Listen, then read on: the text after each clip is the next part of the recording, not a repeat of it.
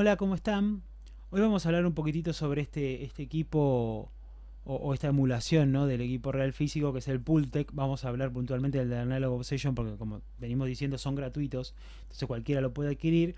Pero el primer plugin que yo tuve, la primera emulación que tuve de plugin fue la de Waves. En el Waves, cuando adquirí el plugin, me vino con el manual, lo pude leer y pude comprender cómo funcionaba. Entonces me fue más fácil comprender cómo funcionaba.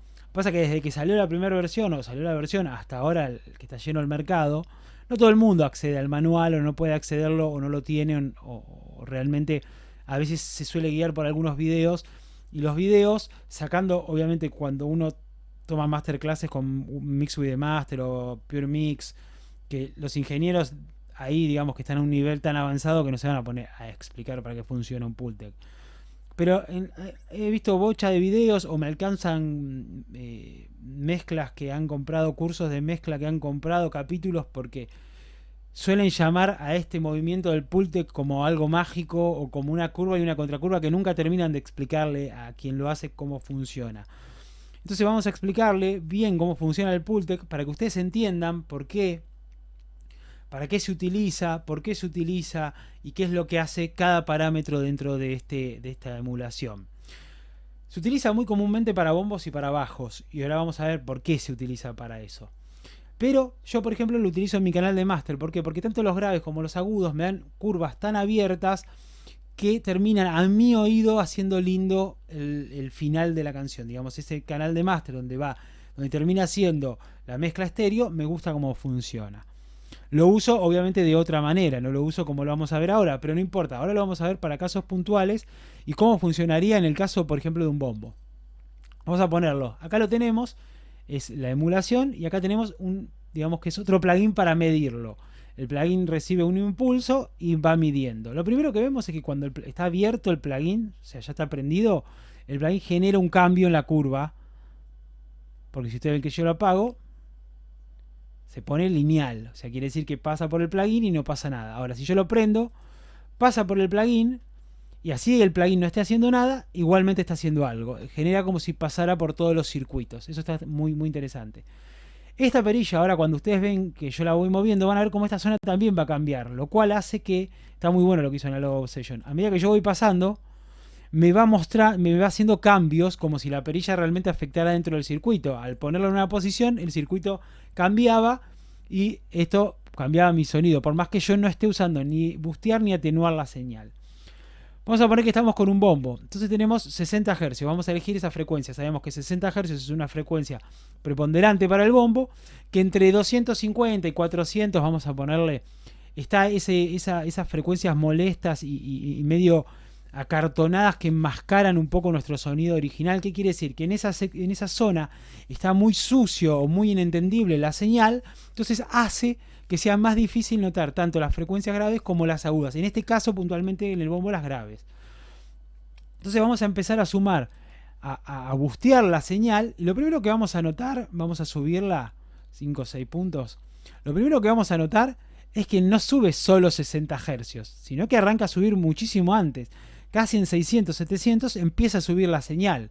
Vamos a bajarlo un poco, por lo cual no está subiendo quirúrgicamente una banda de frecuencia, sino que está subiendo mucho. Por eso es tan musical y tan amplio y suena tan lindo en algunos instrumentos o, como yo le decía, en mi caso en el canal de Master. Pero si nosotros usamos este comando, esta perilla de atenuación, que genera una curva diferente, o sea, si nosotros tenemos esta curva y nosotros pusiésemos atenuación, haría esto, la bajaría otra vez, y cuando están los dos, pongámosle en el parámetro de 3 o de 4, cuando este esté en 4, va a estar en 0 de vuelta, o sea que esto va a ponerse lineal otra vez, y no es así, son dos curvas diferentes, y ahora los vamos a ver.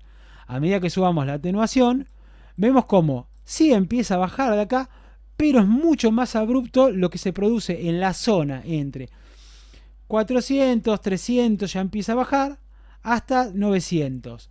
Y a medida que le vamos dando, va bajando más.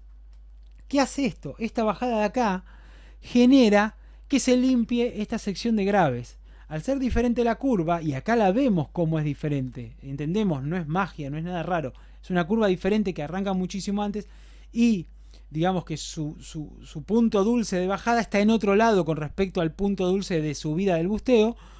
Entonces genera esa limpieza, pongámosle para un bombo. Ahora lo vamos a ver. En el caso de los agudos, si yo por ejemplo eligiese 3 kHz o 3000 Hz, al subirle empieza a subir en esta zona y obviamente pasa como con los graves, sube muchísimas más frecuencias. Tenemos este selector para esta banda que lo que hace es hacer más angosta nuestra señal. Si ustedes se van hacia Sharp, se va a hacer más filosa, más cerrada. Y si no, va a ser más abierta, ¿no? Y la atenuación acá lo que hace es algo similar, nada más que empieza a bajarme de 5000, 6000 Hz, empieza a bajar, digamos, lo que es una especie de corte de paso para el brillo, vamos a ver, para los agudos, para no, de vuelta, repito, para no manejar entre paso alto y paso bajo, porque todo el mundo se confunde el paso bajo con los agudos, el paso alto con los graves. Vamos a acomodarlo así, para cortar la zona de los brillos.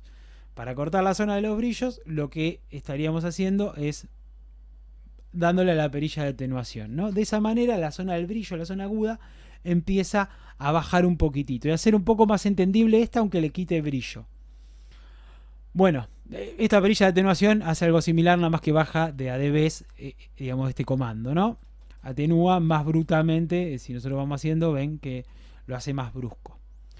Pero bueno, ahora entendemos un poco qué es lo que hace esta perilla de atenuación y esta perilla de busteo, sobre todo en la zona de graves, no tanto en los agudos, para los ejemplos que vamos a poner, pero sí en la zona de graves. Entonces ahora vamos a poner un ejemplo con un bombo. Nosotros tenemos un bombo, ahora voy a ir mirando la pantalla esta para ponerlo y la otra. Tenemos nuestro Pultec, entonces ya sabemos qué es lo que va a hacer el ecualizador. Entonces vamos a poner el bombo, vamos a elegir 60 y le vamos a dar. No importa acá que pique porque es un ejemplo.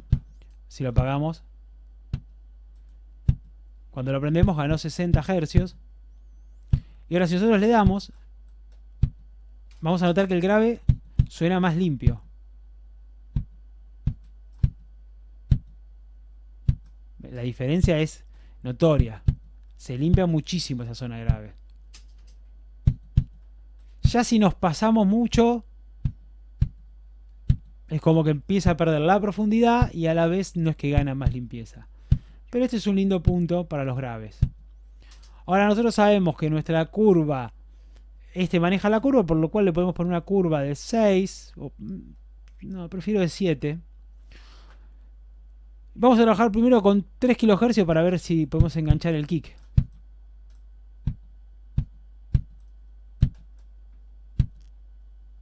Vamos a sacarlo y ponerlo. Pero ¿qué pasa? Como este bombo es muy profundo y tiene ahí un kick marcado, podría probar con la zona de 8 Hz, de 8 kHz, 8000 Hz. Bueno, no me está queriendo hacer caso. Ahí estamos.